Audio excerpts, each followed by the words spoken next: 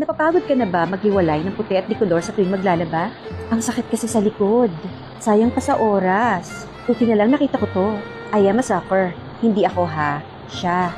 Ganyan nga pala ang laman niyan. Parang tissue lang. Yan daw ang mag-a-absorb ng mga kumupas na kulay habang naglalaba. Sisipsipin niya ang kulay para hindi magmantsa. At sa 5 kilong nilaban ko, 2 piraso ang inilagay ko. 100 nga pala ang laman niyan. At pagtapos ko maglaba, yan ang kinalabasan. Naging gray.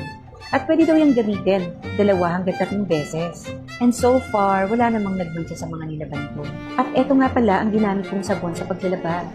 O, diba? Ang lakas makasyala. At eto ang laman niyan.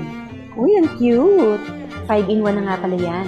Fragrance, antibacterial, cleaning power, softening, at color protection din. Amuyin mo, ang bango. Ang hinhin ng amoy. Hindi nakakahilo. 30 pieces nga pala ang laman nito. At sa kada 5 pirasong damit, 1 pirasong pad ang inilalagay ko. At pagkaubos nito, pwede ka itong gawing lalagyan ng resibo. Ang cute kasi O kaya alkansya. So far, so good. Yun lang. May kamahalan. Ay, buti pa siya.